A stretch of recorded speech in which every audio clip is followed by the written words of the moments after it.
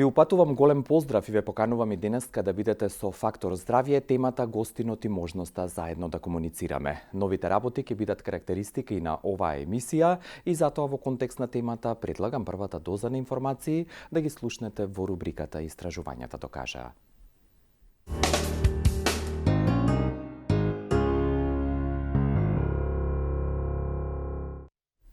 Мозокот како орган, како дел од човековиот систем, би рекол, иако е толку познат и толку факти се познати за него, сепак тој представува една голема мистерија за која што уште многу години и научни трудови и истражувања сигурно ќе бидат потрошени за да се дознаат аспектите и фактите поврзани со него.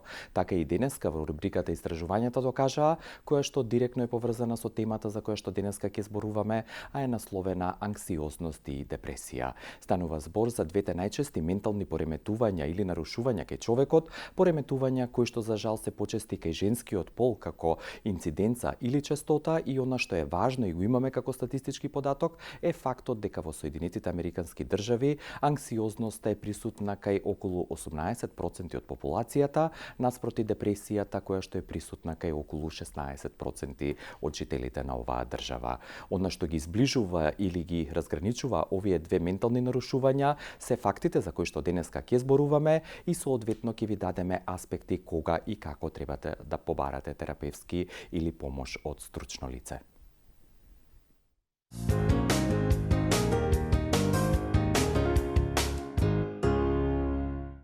Деталите кои што ќе следуваат во контекст на темата анксиозност и депресија денеска во Фактор здравје ќе ги прошириме преку разговорот со асистент доктор Александар Ристевски, специјалист психијатар од јавната здравствена установа Универзитетска клиника за психијатрија, дел од клиничкиот кампус Мајка Тереза во Скопје. Доктор Ристевски, добар ден, добро дојдовте, како сте?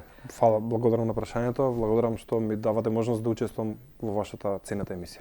Благодарам за вашето учество денеска и за можноста да се дружиме и пред блокот реклами само накратко или како загревање. Сигурно ќе се согласите дека ова се двете најчести ментални расстройства или пореметувања кај човекот, што е она што ги зближува или што оди заедно за нив, а што ги раздвојува, пошто се разликуваат. Па многу често може да се јават и наизменично едната група на расстройства па другата, а уште па почесто се јавуваат и заедно, така да се надам дека ќе имаме добра емисија заедно. Сигурно ќе разграничиме. Ви благодарам уште еднаш за вашето присуство, а можноста да ве слушнеме вас и да поставите прашање ќе ви овозможиме по првиот блок реклами.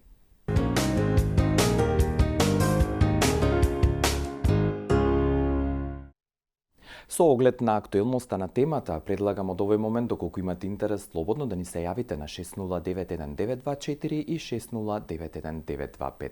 Темата анксиозност и депресија ќе продолжиме да ја разговараме преку научни и практични или клинички искуства на асистент доктор Александар Ристевски, специјалист психијатар. Докторе, бидејќи кажавте, ова се најчестите расстройства во однос на менталните пореметувања, да кажеме што е она што како клиничка манифестација или слика е карактеристично за едната, односно другата состојба, односно де факто болести. Така. Значи, овие се, точно е тоа што го рековте во најавата, дека најчести групи на расстройства, и со нив секојдневно се среќаваме во нашата клиничка пракса, имаат, како што кажавте, и заеднички точки, заеднички клинички манифестации, но и поединости кои што ги одвојуваат. Така да, еве да кажеме некој воопштено како за почеток, дека анксиозноста или вознемиреноста подобро да бидеме доминантен симптом е стравот и на него се надоврзуваат и други симптоми, а додека кај депресијата главно психичка функција која што е нарушена е афектот или расположението, што ќе самиот збор објаснува, нели, намалено е расположението.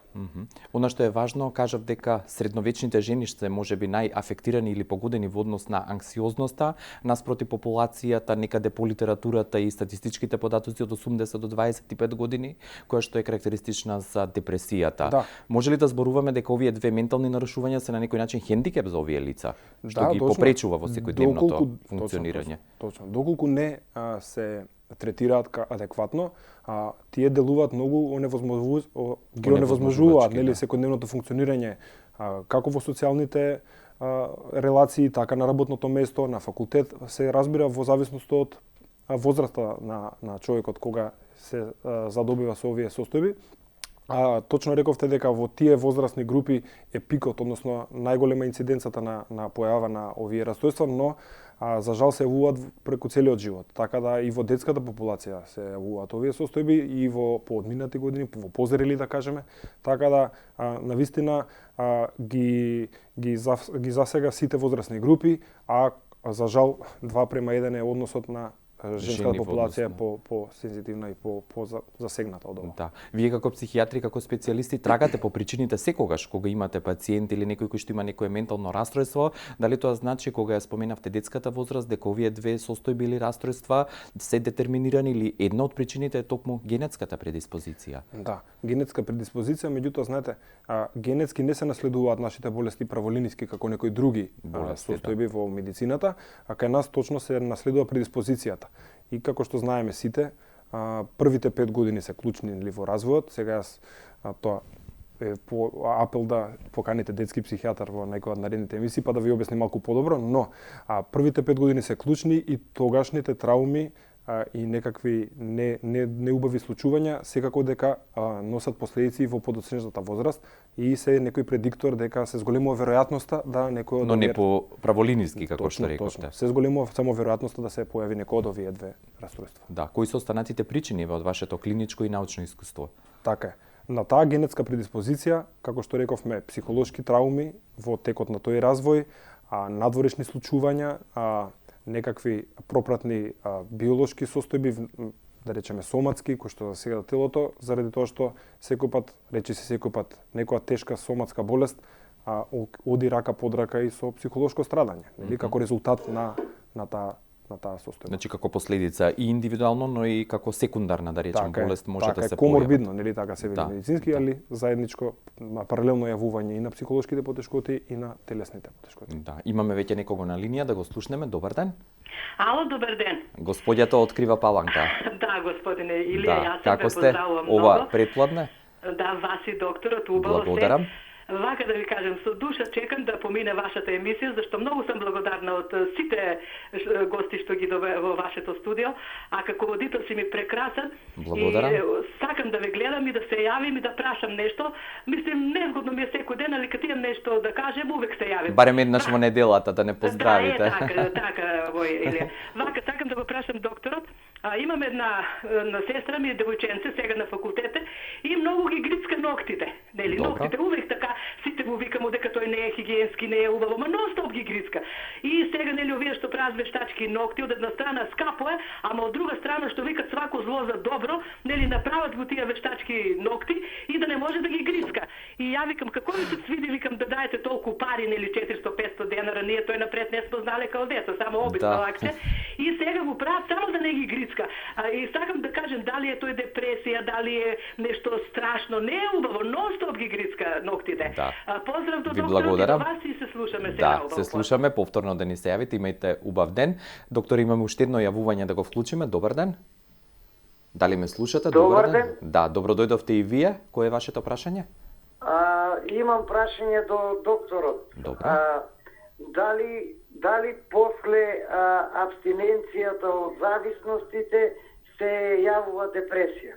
Благодарам за вашето концизно и конкретно прашање. Сакате првата господја со коментар да ја почне? Да, нема проблем, да. Видете сега, што се однесува до тој симптом што го наведе, тој е точно непријатен симптом и така натака, може да биде последица на еден натешен немир и само манифестација на некој начин растоварување, растеретување на психичката анксиозност и практично тоа што го рече тие мерки кои што се обиделе семејството да ја третира оваа состојба, ги третираат последиците само, не причината. Така да јас би ја посоветувал да побара помош од психологот, психијатар, да поразговара, да видиме за да се спречи причината, а не последиците. Сигурно. И после зависности дали може да се јави, рече, некој од овие две состојби? Да. Знаете како, зависностите се една крупна, да речеме, исто област од психијатријата. Многу голем дел од тие психоактивни супстанци се и депресогени, односно, знаете, не се сите стимуланси, него некои се и депресогени, така да може и самите психоактивни супстанци во тек на нивното земање да придонесат за јавување на афективни состојби, а исто така и како по абстиненцијата, по злоупотребата на тие психоактивни супстанци може да се јават тие сумарни размислувања, па на некој начин самообвинување, чувство на отуѓеност, грижна совест за тоа што им го приредувале на нивните блиски, така да вообичаено да се јават и по земањето, по абстиненцијата. Да. Благодарам за овие два одговори. Добре дојде, посакувам на следното јавување. Дали ме слушате? Добар ден. Ало, добар ден. Дали сте на линија? Ве поканувам повторно да се јавите. Имаме време во овој прв дел од емисијата уште да ве прашам, бидејќи кажавте дека анксиозност или вознемиреноста како основен симптом ги има стравовите, наспроти депресијата која што ги има оние исчекување или неволност пред се во однос на животот. Она што е важно да се каже, каде тие се помешуваат, односно во кои случаи најчесто рековте дека одат заедно како духовни расстройства или ментални. Да. Многу често едното му претходи на другото, но исто така подеднакво може би да се каже и често одат заедно. Бидејќи знаете како во психијатријата нема еден симптом кој што едно расстройство само со еден симптом. Најчесто одат повеќе симптоми заедно и најчесто се јавуваат афективните расстройства и анксиозности или стравовите заедно едно со друго. Така да некој пат може едно да доминира во клиничката слика за сметка на другото, но во еволуцијата на расстройството од почеток до крај може да едно доминира па потоа друго, може двете да одат заедно, нема правила тука, знаете. Значи има фази, има интензитети точно, сигурно, точно, да. Точно. Да. Уште едно јавување имаме, докторе, добар ден. Добар ден, Иле. Да, тетка Маре, вие сте од аеродром на линија? Да. Ве слушаме, кој е вашето прашање? Браво, тетка, што носиш такви добри доктори. Благодарам. Да, исто се за моите болести што ги има тетка Маре, што се разболи млада, многу. Да. Вчера имаше доктор, 4 пати сум ја оперисана од кичмата од дискохернија. Да. Ме разбираш, тетка, се такви добри доктори носиш. Еве, нек ни беше тој, ќе те задржам, тетки, докај доктор сега што имам да, кај Гучев. Што да. не можам да се смирам. Вака се Гучев, така. Да. Што имам таа мускулна болест, мешано с врзна киво, оно ми го одзема па цел живот. Да. Ја и бубрек имам извадено, 2 ребра, кичма 4 пати оперисана, носих сонди 3 години, еден бубрек имам, камен ми падна, измачих се тетка. Да, и јас сум да. се во јака неволја и депресија. Да. Вака сега до докторот го поздравувам и него многу и тебе те сакам. Благодарам. Одам на психијатар, ја не можам да се смирам. Пием лекови Асентра, Дизапам 3 пати, пиев и апчиња за ласта, ама не можам да ги поднесувам. Добро. И во кома, како зашаматена, не можам дури навечер. И ја бев кај докторката, она ми ги тргна, само пием Асентра и 3 пати Дизапам. А сум пиела и друзи лекови. И сум лежала по болници на тие маки што имам. Да. Нека ми каже докторот, мислење или совет. Каде работи докторот, да. Да, ќе објаснам уште еднаш, тетка Маре, ви посакувам секое добро. Дали следното јавување го имаме на линија? Добар ден. Добар ден, Да. среќен ден, Иле. Да, и вам исто, господјо, и вас не сме ве слушнале одамна, како сте? Да, добро. Да. Тебе. Кој е вашето Баш прашање? Дали сте подобри? Па бев на лекар, ми даде лекови, ама не можам лековите да ги поднесувам. Добро. Многу ми се сушат устата, ме поти, се потам по цела ноќ. А кај доктор Александар сум била пред 4 години кога се вратив од Канада, од кај сестра ми. Добро. Ми даде едни апчиња со хелекс да ги пиев долго време, малку се осетив подобро и ги оставив, ама веќе не можев ни да отидам кај него. Добро. Сега таа анксиозноста, депресијата, самотијата, мене уште повеќе ме вознемирува. Да. Ке добиете и вие одговор, останете со Фактор здравје, ќе продолжиме по блокот реклами.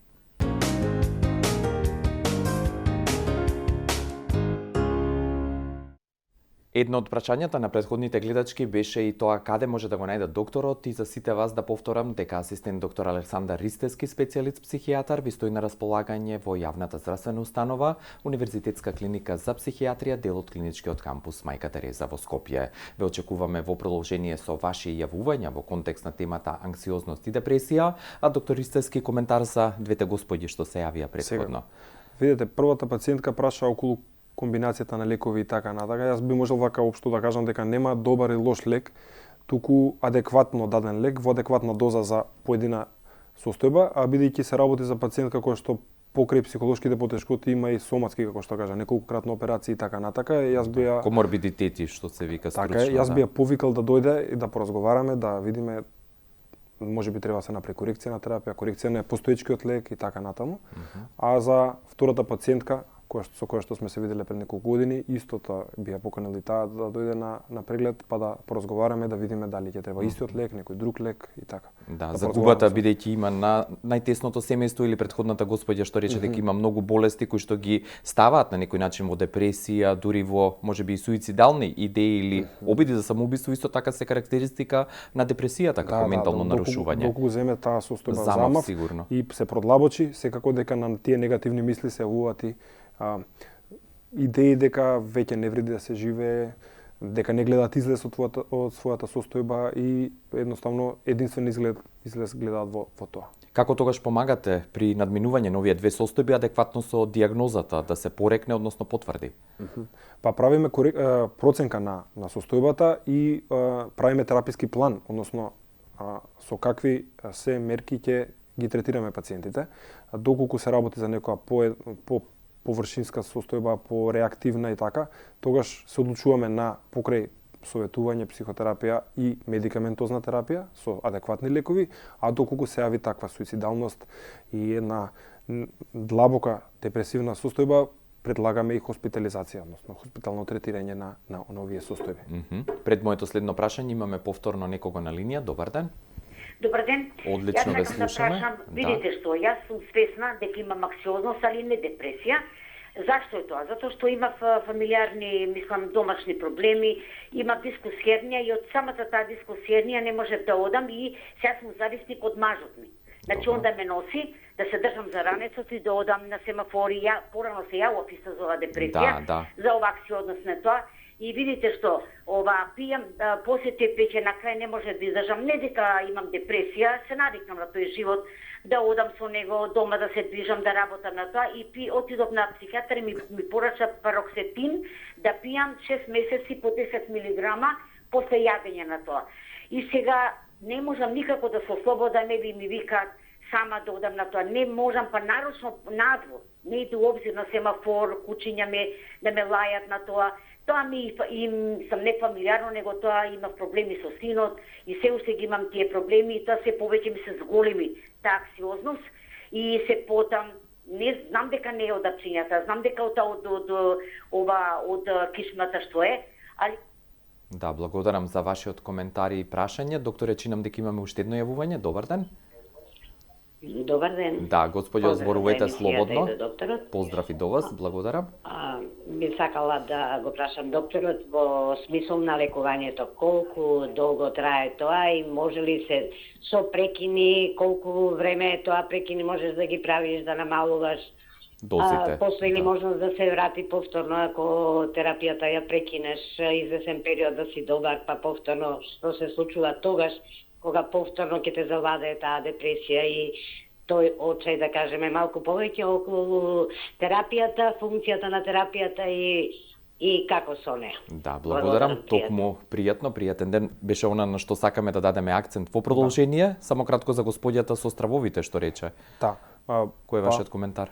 Коментарот е дека, знаете како, таа состојба од која што страда првата гледачка во овој последен блок, оди паралелно со болка и бидејќи долготрајна таа болка, рече дека подолго време се мачи со таа состојба, таа ја истоштува и само ги засилува стравовите кои што веќе се присутни кај нејзи и на некој начин таа и самата кажа станала зависна од својот сопруг, зависна во смисол дека е потребна нега и поддршка при секојдневното функционирање и заради тоа лекот што го дале е адекватен, но прашање е во околу дозата и околу време траењето на неговото земање. Сега кога сме кај време траењето, да и кога се дава терапија, кога фармацевски се интервенира покрај психотерапијата. Така, можеме да го споиме и со второто прашање, како што рече последната гледачка, значи ние имаме некои алгоритми на лекување за поедини состојби, но тие се како некои рамки. Не можеме ние точно да утврдиме колку време, бидејќи веќе кога ќе почнеме да ги даваме лековите, пациентите легитимно си прашуваат колку време ќе треба да ги земаме. Ние им даваме некоја рамка временска од до, со можност за излегување од таа рамка и порано прекинување на лековите и подлоготрajно земање, зависност од состојбата, бидејќи состојбата на пациентите ни е репер за тоа докаде сме со лекувањето, докаде сме со дозите, колку време сме, дали сме на прав пат, а доколку се од било кои причини, дали од сакани или од несакани ефекти на лековите се прекине, повторно се воведуваат дали истите лекови, дали различни лекови и се почна од почеток, нели? Да. Која група на лекови еве конкретно за анксиозноста се дава наспроти депресијата? Да, видите, анксиолитиците ги даваме како прва линија на третман, но кратко време, бидејќи, знаете, се склони кон злоупотреба, секако стварање зависност. Да, а антидепресивите и ги даваме и кај депресивните состојби и кај анксиозните расстройства. Но и тие исто така контролирано. Контролирано, секако по препорака, лекар ги препорачува да отпочнување на третманот, секако во договор со лекарот и се прекинуваат лековите, заради тоа што И дали наеднаш или постепено се намалуваат ако веќе дадете процент? Знаете, нашите лекови и постепено се воведуваат и постепено се прекинува нивното земање. Да, имаме уште едно јавување, дали ме слушате? Добар ден. Добар ден. Да, господине, вие сте наред. Имам едно прашање. Да, поставете. Вие на почетокот недоволно објаснивте за што е анксиозност, точно што е депресија. Дали е исто, имам ја диагноза обсесивна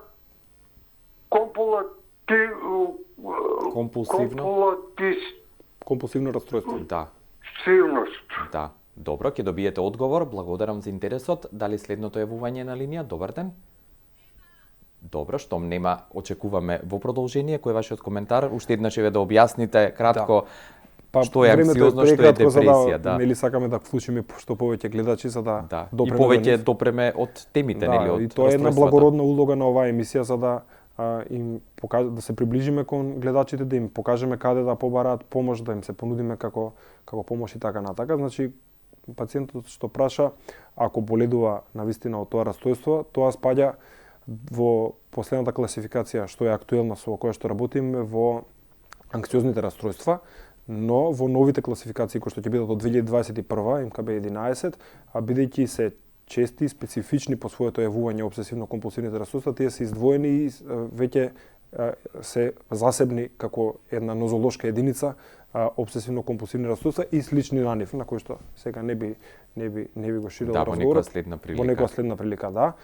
Со тоа што е интересно е дека и овие состојби се слични за лекување во поглед на медикаментозниот, но во советодавниот и психотерапевскиот третман се сосема различни, така да не можеме ние да ги воопштиме, можеме некои кратки насоки да дадеме, но секој пациент е индивидуален и пристапот е индивидуален максимално. Да, и пред да го слушнеме и следното јавување кое што е на линија, само сакам да ве прашам кога третирате одреден пациент од анксиозност или депресија, што е она што како резултат треба и сакате да го видите, кога се случуваат подобрувањата, бидејќи сепак ги контролирате и што значи подобрување на состојбата, дали расположението е сигнификантниот и најзначајниот детал или клиничка манифестација. Така е.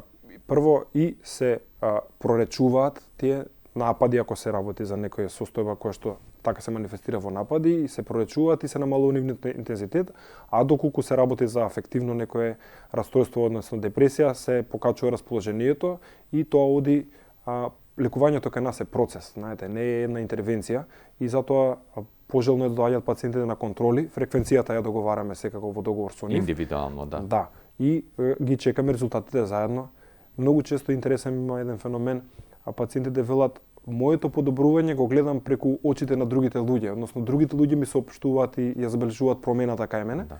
Често пати тоа се случува така една. Да, а и многу луѓе јас сум забележал дека кога ќе им дадете комплимент или нешто позитивно, на некој начин се возбудуваат и тоа убаво влијае на нив. Секако. Да, бидејќи секој човек во крајна линија сака насмевка да види, да му дадете допир или убав збор, да го слушате, да го разберете, да го сватите неговиот проблем, да му помогнете да се обидете. Сигурно. И последното јавување чинам дека го имаме на линија. Добар ден. Ало, добар ден. Дали ме слушате? Добар ден. Да, добро дојдовте, господјо. Ве слушаме со вашето прашање. Поздрав до гостинот и Благодарам. до водителот. Благодарам, поздрав и до вас. Сакам да го прашам докторот, веќе во последните 6 месеци не можам да спијам никако. Добро. Дали, например, ми се случи во 3 дена, 4 една ноги да спијам. Добро. Што ќе ме посоветува докторот? Дали ова доволно за совет од ваша страна? Благодарам за вашиот интерес. Па, видите, несоницата е еден од главните симптоми исто така на психолошките расстройства во целина и е непријатен заради тоа што, знаете, неквалитетниот сон потоа пречи во во дневното функционирање, во извршувањето на секојдневните задачи, заради тоа што луѓето се поспани, со недоволна волја, без енергија и така натаму, и е многу важно за функционирање на секојдневно ниво. Веднаш јас не би препорачал вака воопштено медикаменти кои што се хипнотици, кои што ја рушат нормалната архитектоника на сонот, него би препорачал некои, тоа се вели хигиена на сон, некои препораки да одбегнуваат кафе и чаеви кои што во себе содржат кофеин попладне, да избегнуваат тешка физичка активност, да не гледаат телевизија со некакви програми со насилна содржина кои што ги вознемируваат, односно да прават некакви подготовки за сонот. Подобро би препорачал такви мерки отколку веднаш лекарства кои што. Сигурно. И она што како препорака и совет не го допревме, а сигурно е многу важно, тоа е нивото на интимното задоволство, сексуалниот живот, либидото, кои што при овие две состојби за кои што зборуваме, и тоа како е намален и неволница сигурно овие луѓе, тој аспект да го задоволат од животот.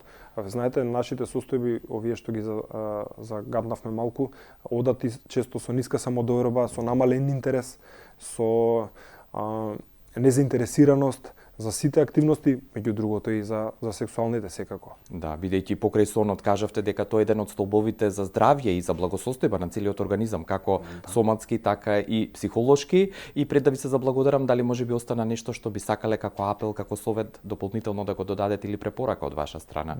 Секако, доколку нешто од овие работи што ги споменавме во емисијата препознаа кај себе, гледачите слободно да се јават на вистинско место, за да можеме ние како стручни лица да им помогнеме, за да помогнеме што помалку страдаат и да им помогнеме да излезат од состојбата во која што се наоѓаат. Да се вратат во секојдневното функционирање. Да не забораваме, ова се реверзибилни состојби, не значи дека еднаш ако се истретираат не може повторно да се јават, за жал. Но знаете, ако веќе еднаш поминали низ таква некоја епизода, пациентите па ја препознаваат. Првото препознавање е вообичаено проблем, а потоа секоја наредно веќе пациентите се препознаваат дека ете тоа е тоа што ми се случило предходно, како предходната една од гледачките, и така да веќе втората средба со нас е полесна и знаат каде предходно е проблемот и полесно да го надминат. Ви благодарам, докторе. Можеме да зборуваме што се вели цел ден и ординацијата ваша тука да ви ја донесеме пред камери. Да, ми беше задоволство што бевте во Фактор здравје. Се надевам дека ќе се видиме во некоја наредна прилика. Да, со задоволство ве чекаме. Поздрав до колегите на клиниката за психијатрија и ви посакувам секое добро.